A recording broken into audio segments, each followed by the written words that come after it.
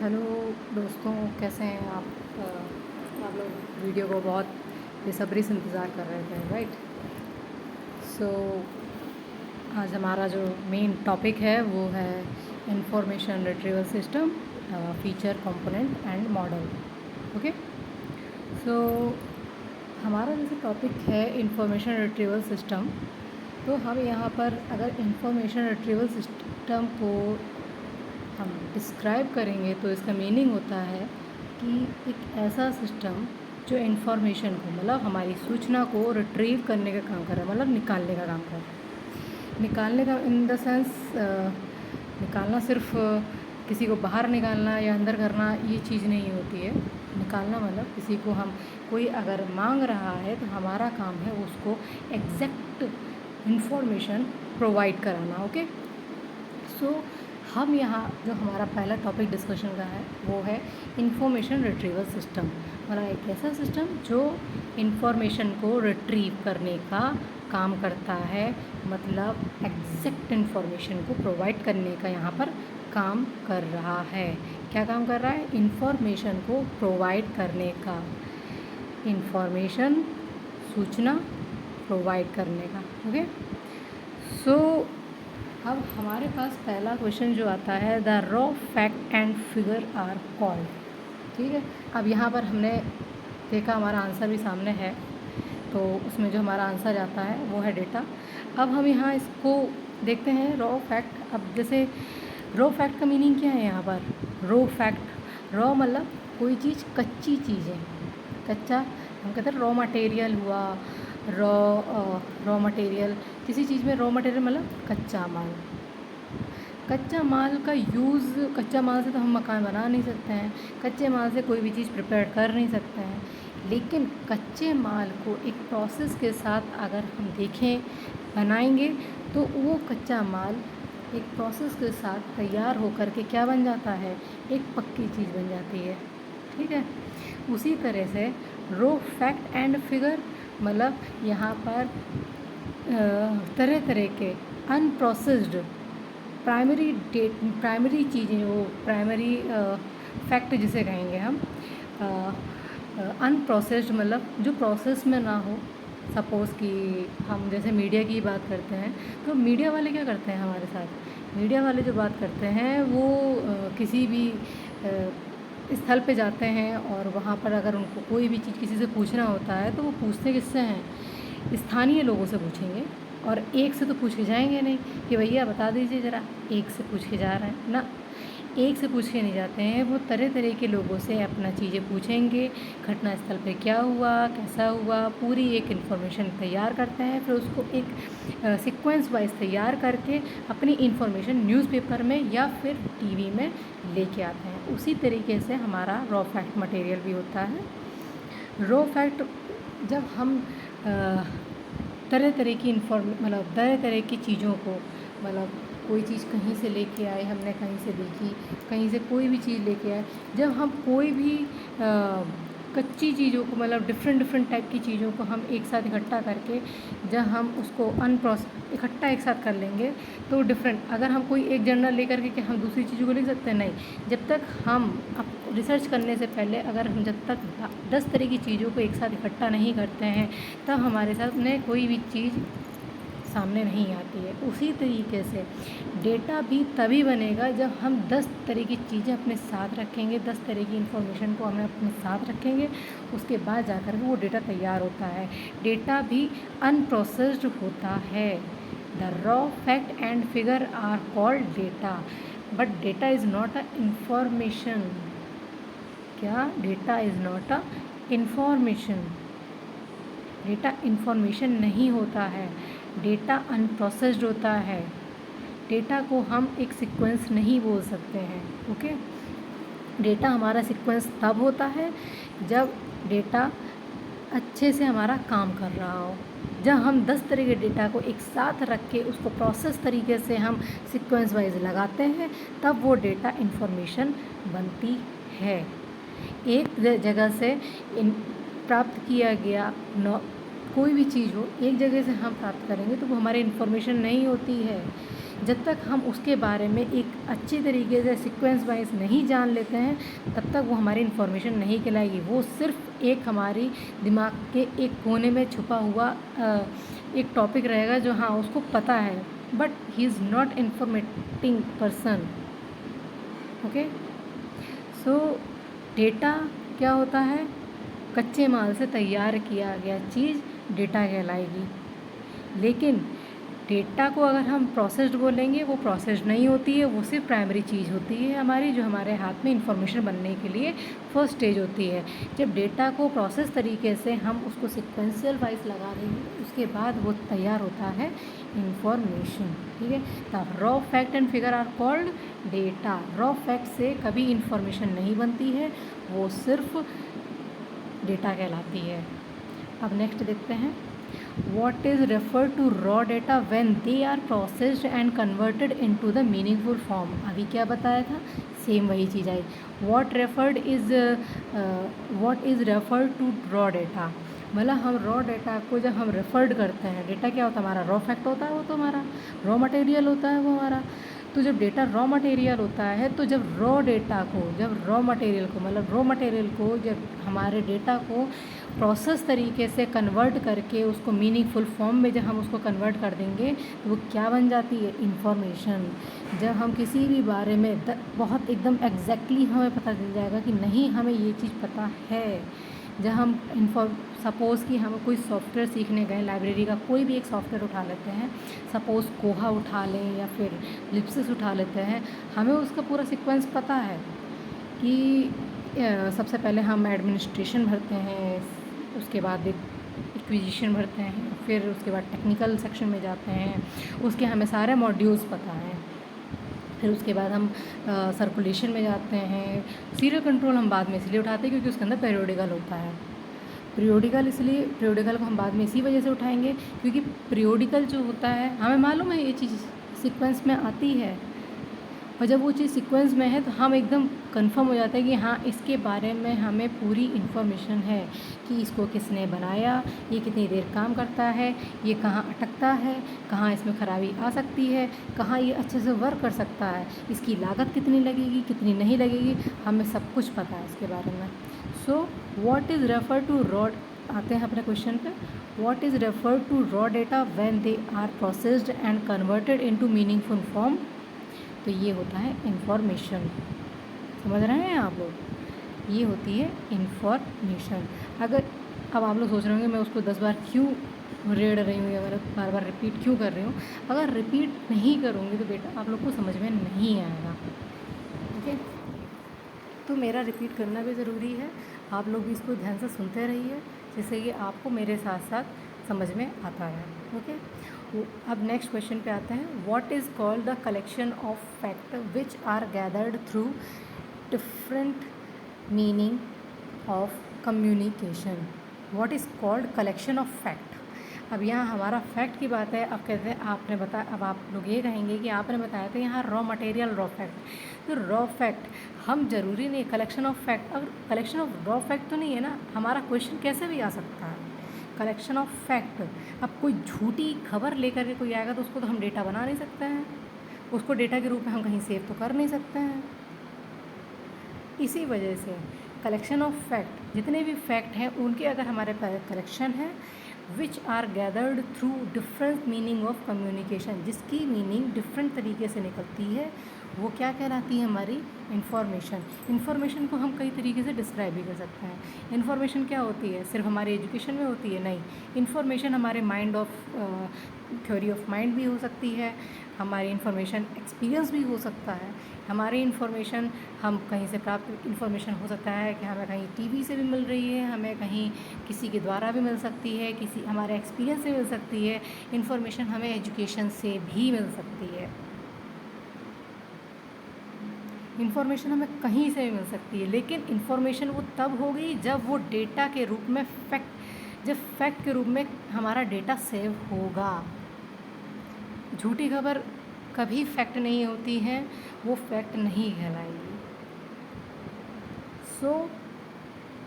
So that यहाँ पर हम बात करते हैं फैक्ट चीज़ों की, जब हम वो इकट्ठी कर लेते हैं, इकट्ठी करने के बाद जब हम उसका कम्युनिकेशन, अब एक चीज़ है, सपोज़ कि इस वक्त कोरोना निकल रहा है, कोरोना की न्यूज़ आती हैं, क्या हम Amar Ujala, Dainik Jagran, Bhaskar, different different newspapers होते हैं, क्या हम उसमें एक ही तरीके की लैंग्वेज यूज़ करते हुए दिखते हैं? नहीं। फैक्ट वही रहती है, मीनिंग वही रहती है, सब चीज़ वही रहता है, लेकिन लैंग्वेज, कम्युनिकेशन, हर चीज़ डिफरेंट हो जाती है। कोई न्यूज़पेपर किसी तरीके से बोलता है, कोई न्यूज़पेपर किसी 60 ईयर्स ओल्ड लेडी के बारे में बताता है, कोई न्यूज़पेपर 50 ईयर ओल्ड पर्सन के बारे में, कोई मतलब कोई एज की एज को टारगेट कर लेता है, तो वो डिफरेंट डिफरेंट बताता है। उसी तरीके से इन्फॉर्मेशन हमारी डिफरेंट डिफरेंट मीनिंग के रूप में हमारे सामने आती हैं। Okay, so what, third question क्या था हमारा? What is called the collection of fact which are gathered through different meaning of communication? इसका आंसर होगा इंफॉर्मेशन। क्या होगा? इंफॉर्मेशन। ठीक है, द इंफॉर्मेशन इज़, अब यहाँ पर आता है हमारा आंसर थॉट ऑफ ह्यूमन। अभी मैंने यही कहा था आप लोगों से कि इन्फॉर्मेशन किसी भी रूप में हो सकता है। थॉट ऑफ ह्यूमन, ह्यूमन का विचार। अब जब हम यहाँ पर ह्यूमन का विचार, अब आप लोग फिर कंफ्यूज हो गए। अभी मैंने बाहर की बात बोला, फिर ये कहा थॉट ऑफ ह्यूमन। ओके, अब यहाँ पर हम थॉट ऑफ ह्यूमन इस वजह से भी कह सकते हैं क्योंकि हम किसी फील्ड में जाएं, सपोज़ कि हम रिसर्च की फील्ड में जाते हैं, तो रिसर्च की फील्ड में क्या चीज़ होती है? रिसर्च की फील्ड में हम देखते हैं कि डिफरेंट डिफरेंट रिसर्चर्स ने अपने, या फिर स्कॉलर्स ने, या फिर प्रोफेसर्स हैं, वो पेपर्स लिख रहे हैं। सपोज़ मैंने रीडिज़ाइनिंग ऑफ लाइब्रेरी लिख दिया, मैंने भी वही सेम चीज़ लिखा, मेरे प्रोफेसर्स ने भी यही लिखा, अदर स्कॉलर्स ने भी उसी टॉपिक पर लिखा, क्या सबके टॉपिक सेम होंगे? नहीं। मतलब टॉपिक डिज़ाइनिंग ऑफ लाइब्रेरी होगा, लेकिन पेपर सेम नहीं होगा। पेपर में मैंने रीडिज़ाइनिंग इन फ्यूचर लिख दिया, मेरे प्रोफेसर ने सपोज़ इन प्रेजेंट लिखा, और अदर स्कॉलर्स ने जो लिखा वो लिखा इन पास्ट। सबके अलग अलग हो गए। तो ये थॉट के ऊपर डिपेंड करता है, लेकिन वो भी फैक्ट होना चाहिए, रियलिटी होनी चाहिए उसमें। ये नहीं कि अपने मन की कहानी बनाया जा रहा है, ये एक तरह जा एक तरह ना, इसमें सिर्फ एक चीज़ फैक्ट होनी चाहिए, वो फैक्ट ही इंफॉर्मेशन के रूप में सामने आता है। ठीक है, the information is thought of human. अब नेक्स्ट क्वेश्चन देखते हैं। The information is treated as, information किसकी तरह ट्रीट करता है? Power, resource, product. अब क्वेश्चन उठता है कि भाई ट्रीट कैसे करेगा? पावर, रिसोर्स, प्रोडक्ट की मीनिंग ये हो गई कि इंफॉर्मेशन एक खुद में पावर के रूप में होती है। आप खुद लगाइए कि अगर आपको फुल नॉलेज, किसी इंटरव्यू में गए, आपको एक पर्टिकुलर टॉपिक पर एकदम नॉलेज है और उस इंटरव्यूअर ने ये पूछ लिया आप लोगों से कि आपको किस चीज़ में ज़्यादा इंटरेस्टिंग, आपका जो सब्जेक्ट है उसमें किस चीज़ में सबसे ज़्यादा आपको इंटरेस्ट है, तो आप लोगों ने कहा मुझे कैटलॉगिंग में है। तो कैटलॉगिंग में आप लोगों से कहा स्केलेटन बना के दिखाइए, मैं आपको पेन कागज़ देता हूँ। अगर आप उसकी ज़रा से भी इन्फॉर्मेशन होगी, ज़रा से भी आपको, मतलब आप फुल कॉन्फिडेंट हो कि मुझे सब कुछ आता है, तो आप क्या करोगे? एकदम कॉन्फिडेंटली बना डालोगे, और वो भी विद इन 5 मिनट्स। देर नहीं लगेगी आपको, विद इन 5 मिनट्स बना लोगे। आपके अंदर की वो एक विल पावर सामने आएगी। तो दिस इज़ पावर। अब रिसोर्स, अगर इंफॉर्मेशन रिसोर्सेज, अब हम जब रिसोर्स होगा तभी तो हम इंफॉर्मेशन लेंगे। विदाउट रिसोर्सेज कैसे इंफॉर्मेशन मिल सकती है? किसी को बुक्स से इंफॉर्मेशन मिलती है, किसी को जर्नल से मिलती है, किसी को पीरियोडिकल से मिलती है, किसी को न्यूज़पेपर से मिलती है। तो कहीं ना कहीं से तो रिसोर्स मिल रहा है हमको। अब जैसे ये यूट्यूब में है हमारा, तो आप लोग अगर इसको देख रहे हो तो ये आपका यूट्यूब से रिसोर्स ही तो है। सो यहाँ आया, पहला पावर था, दूसरा रिसोर्स। अब तीसरा है प्रोडक्ट। अब कहेंगे भई यहाँ प्रोडक्ट की कैसे बात आ गई है। अब अगर हम प्रोडक्ट की बात करते हैं तो यहाँ प्रोडक्ट भी डिफरेंट टाइप के होते हैं हमारे इंफॉर्मेशन कि अगर प्रोडक्ट देख रहे हैं तो यहाँ जो जो रिसोर्सेज हम जो जो रिसोर्सेज हमें प्राप्त हो रहे हैं वो हमारे प्रोडक्ट के रूप में भी होते हैं। अगर हम उनको ठीक है, अब यहाँ से हमने न्यूज़पेपर ले लिया, वो हमारा रिसोर्स है, ठीक है, लेकिन अगर हम उसको रिसोर्स के रूप में जब ले रहे हैं तो प्रोडक्ट लेंगे तभी तो उसको एज अ रिसोर्स वर्क करेंगे। बिना रिसोर्स के मतलब रिसोर्स तक हम तब पहुँचेंगे ना जब उस प्रोडक्ट को लेंगे। हमने सब्सक्राइब किया नहीं और रिसोर्स हमें मिल गया, हमने बुक खरीदी नहीं, हमें बुक्स मिल गई, ऐसा हुआ है कभी? तो सब आपस में एक दूसरे से इंटरकनेक्टेड हैं। लाइब्रेरी साइंस कहीं एक दूसरे से अलग नहीं है। अगर वो 5 लॉज है तो 5 लॉज में भी वो उसमें कैटलॉगिंग भी आती है, उसमें हमारी क्लासिफिकेशन भी आती है, उसमें हमारा लाइब्रेरी आर्किटेक्चर भी आता है, इंफ्रास्ट्रक्चर भी आता है, लाइब्रेरी के स्टाफ भी आता है, लाइब्रेरी का यूज़र भी आता है, उसमें रेजोल्यूशन भी आते हैं, उसमें सब कुछ आ जाता है 5 लॉज में। तो लाइब्रेरी ऑलरेडी इंटरकनेक्टेड है, सब चीज़ों से इंटरकनेक्टेड है। एक से दूसरे का भी मीनिंग निकलता है, पहले से दूसरे का निकलता है मीनिंग, दूसरे से पहले का मीनिंग निकलता है, कोई भी चीज़ें अलग नहीं हैं। यहाँ पर हम बात कर रहे हैं इंफॉर्मेशन किस तरह ट्रीट करती है, पावर, रिसोर्स और प्रोडक्ट के रूप में। प्रोडक्ट अच्छा है तो ही वो एज अ रिसोर्स काम करेगा, और जब रिसोर्स अच्छा हो जाएगा तो वो एज अ पावर हमारे लिए काम करेगी। अगर प्रोडक्ट अच्छा नहीं है तो रिसोर्स अच्छा नहीं होगा, अगर रिसोर्स अच्छा नहीं होगा तो पावर अच्छी नहीं होगी। ओके, तो किस तरह से ट्रीट करता है, power, resource, product. Okay, so information is, अब हमारा नेक्स्ट क्वेश्चन आता है, इंफॉर्मेशन इज़ प्रोसेस्ड डेटा। इससे पहले भी बताया था कि जो डेटा होता है हमारा वो प्रोसेस्ड नहीं होता है, लेकिन अगर हम उसी डेटा को प्रोसेस के रूप में, process in the sense sequence wise एक हमारी एज अ मतलब जिसको पढ़ के हमें समझ में भी आ जाए, वो हमारे एक रिसोर्स के रूप में काम भी कर ले, तो वो हमारा एक प्रोसेस्ड डेटा कहलाता है। और हर प्रोसेस्ड डेटा इंफॉर्मेशन होती है। अब आपके सामने क्वेश्चन इस तरह से भी आ सकता है कि प्रोसेस डेटा क्या होता है। तो ये नहीं कि प्रोसेस डेटा मीन्स यहाँ पर हमारा सब प्राइमरी डेटा हो गया ना, ये गलत हो जाएगा। हो सकता है कि आपके सामने प्रोसेस डेटा दे रखा है, तो प्रोसेस डेटा में आपके पास अब प्रोसेस डेटा है, व्हाट इज़ प्रोसेस डेटा। अब आपके सामने आता है information, primary data, secondary data और नॉलेज। तो आप लोग ना प्राइमरी डेटा में लगवाओगे, ना ही आप नॉलेज में लगाओगे, ना सेकेंडरी डेटा में लगाओगे, डायरेक्ट लगाओगे तो इन्फॉर्मेशन में। क्योंकि एक अनप्रोसेस्ड जो होता है, अनप्रोसेस्ड फैक्ट होते हैं जो, वो होते हैं हमारे डेटा, लेकिन जो प्रोसेस डेटा होता है वो हमारा बन जाता है इन्फॉर्मेशन। सो 6th क्वेश्चन हमारा है information is process data. Okay, so अब हम यहाँ बात करते हैं information is part of knowledge. जब हमें किसी चीज़ की इन्फॉर्मेशन मिल जाती है तो वो already converted into the knowledge.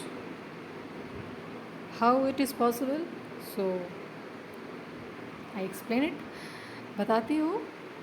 Information is a part of knowledge. Information एक पार्ट किसका है, नॉलेज का पार्ट है। तो हम यहाँ बात करते हैं इन्फॉर्मेशन की।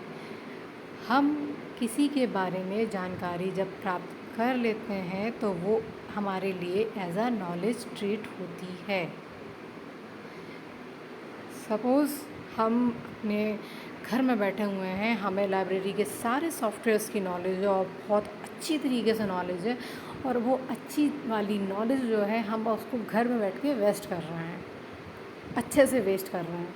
लेकिन सपोज़ कि हमारा कोई रिलेटिव किसी अच्छी लाइब्रेरी में काम करता है और वो जानता है कि हमें लाइब्रेरी सॉफ्टवेयर में कोहा भी आता है, लिप्सिस भी आता है, सोल भी आता है और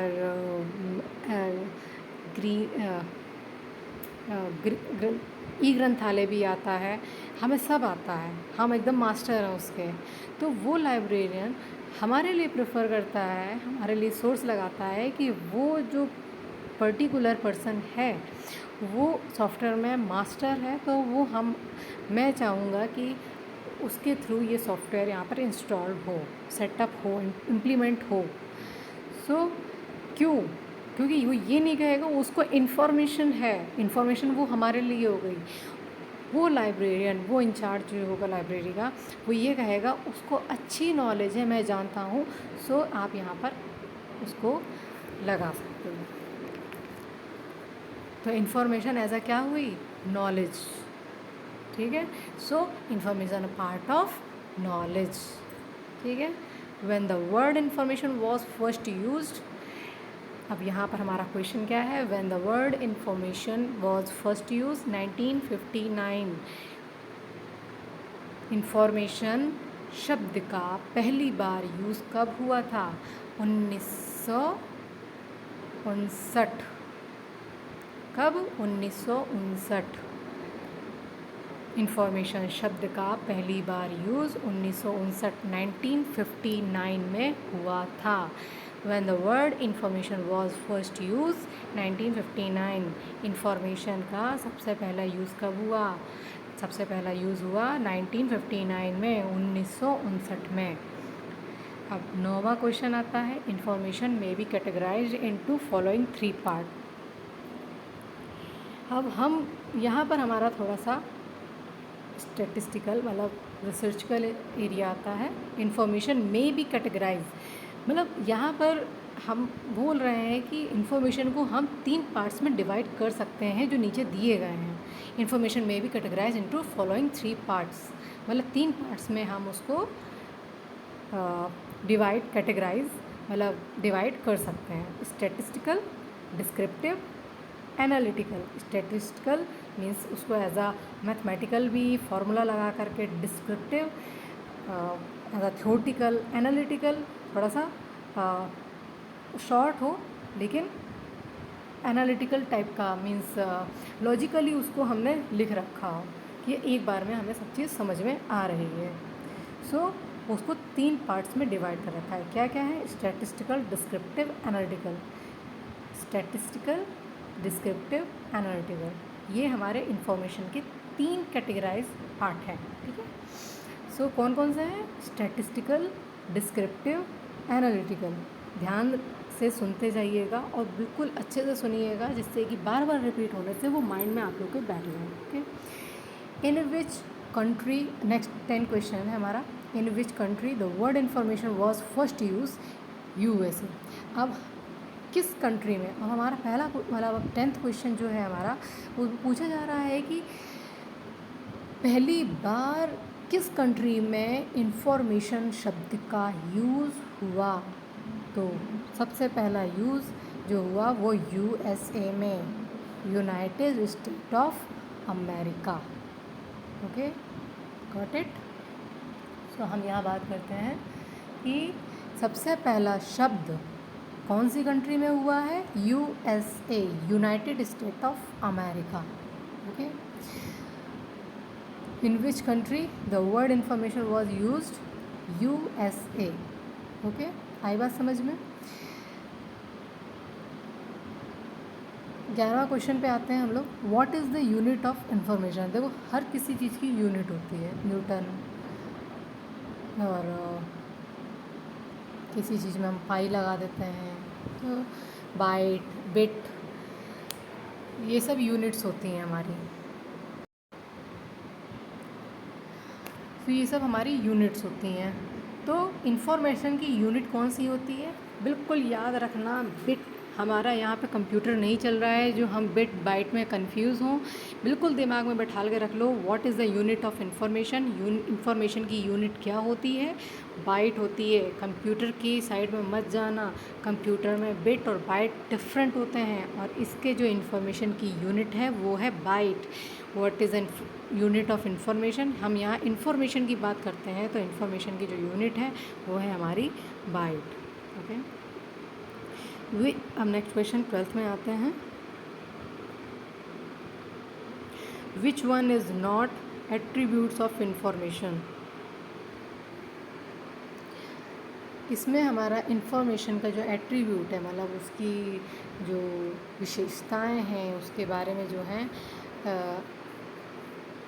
कौन सी नहीं है। हमारे पास 4 ऑप्शन है, तो इसके बारे में मतलब विच वन इज़ नॉट, मतलब इन चारों में से जो है, हमारे पास 4 ऑप्शन है, 5वां तो है नहीं है, तो इसमें 4 ऑप्शन में से ऐसा कौन सा ऑप्शन है जो इसकी विशेषता में नहीं आता है। तो पहला देखते हैं, हम उसको भी एक्सप्लेन करेंगे। तो it has no colour and no physical form. तो मतलब इसमें बोल दिया गया है इसका कोई कलर नहीं है, कोई फिज़िकल फॉर्म नहीं है। सो इसका जो कलर नहीं है, फिज़िकल फॉर्म नहीं है, तो फिर भाई न्यूज़पेपर से अगर हम इंफॉर्मेशन प्राप्त कर रहे हैं पूरी तरीके से, तो क्या उसका कोई कलर नहीं है या फिर फिज़िकल फॉर्म नहीं है? ऑलरेडी हमारे पास बुक्स भी होती है कि हमारे पास इट इज़ फिर नेक्स्ट आता है it is dynamic but not still. मतलब हम इसको चेंज नहीं कर सकते हैं, हम इसमें आगे सपोज़ कि किसी चीज़ में, किसी फील्ड में रिसर्च होती है, तो क्या हमारी चेंज नहीं होती है? एक जगह स्थिर नहीं रहती है वो? यस, चेंज होती है, बट वो कहीं ना कहीं स्टिल भी रहती है एक जगह। मतलब सपोज़ जैसे कि हम सीसी की बात करते हैं, उसमें एडिशन आए हैं, हमने पूरी सीसी चेंज नहीं की है, colon classification. So it is dynamic, तो ये भी नहीं है। इट कैन बी एक्सप्लेन्ड, ये एक्सप्लेन करता है, ये भी सही बात है, ये भी इसकी एक विशेषता है। इट कैन नॉट बी एवेल्यूएटेड, मतलब ये किसी चीज़ को एवेल्यूएट नहीं करता है। एवेल्यूएट मतलब उसकी जांच नहीं करता है, मतलब जब तक जांच नहीं होगी। अब यहाँ हमने mark it can not be evaluated, जब तक हम उसकी जांच नहीं करेंगे तो वो कैसे निकलेगा कि वो फैक्ट है या नहीं है? तो हम जांच पड़ताल करके ही तो हम उसको फैक्ट के रूप में लेके आते हैं, फैक्ट से उसको प्रोसेस करते हैं। जब प्रोसेस हो जाता है तब वो इन्फॉर्मेशन कहलाती है हमारी। सो यहाँ पर हम कह रहे हैं it can not be evaluated, so what. तो यहाँ पर हमारा जो इसकी विशेषता नहीं है वो है इट कैन नॉट बी एवेल्यूएटेड, मतलब ये चीज़ बिल्कुल गलत है। अब यहाँ हमारा 13th क्वेश्चन है, who are the largest user of information. हमारा इंफॉर्मेशन को लार्जेस्ट करने का, who are the largest user of information, मतलब सबसे ज़्यादा इंफॉर्मेशन का यूज़ करने वाला कौन है? अब यहाँ हमने आंसर लिखा है रिसर्च। रिसर्चर क्या होता है? वो ऑलरेडी खोजबीन में लगा रहता है कि मुझे किस टॉपिक पर अपना खोजबीन करनी है। सपोज़ कि कोई लाइब्रेरी ऑटोमेशन का है, कोई आर्किटेक्चर का, इंफ्रास्ट्रक्चर का है, तो वो उस फील्ड से जितनी ज़्यादा इन्फॉर्मेशन प्राप्त कर सकता है वो उतनी ज़्यादा इन्फॉर्मेशन प्राप्त करने की कोशिश करता है। क्योंकि प्रोफेसर जो होता है वो अपने सब्जेक्ट से रिलेटेड वो वही देखेगा जो उसे स्टूडेंट्स को पढ़ाना होगा, या दूसरा जो होगा लाइब्रेरी यूज़र वो वही देखेगा जो उससे उसकी इंटरेस्टेड चीज़ होगी। लेकिन रिसर्चर ऐसी चीज़ होता है जो कंटिन्यू अपनी रिसर्च में लगा रहता है। तो यहाँ पर सबसे ज़्यादा रिसर्चर कौन, मतलब लार्जेस्ट यूज़र कौन है? वो है हमारा रिसर्चर। ओके, तो यहाँ हम अपनी क्लास एंड करते हैं। तो आप लोग पढ़ते रहिए और आगे बढ़ते रहिए, और चैनल को सब्सक्राइब कीजिए, लाइक कीजिए। धन्यवाद।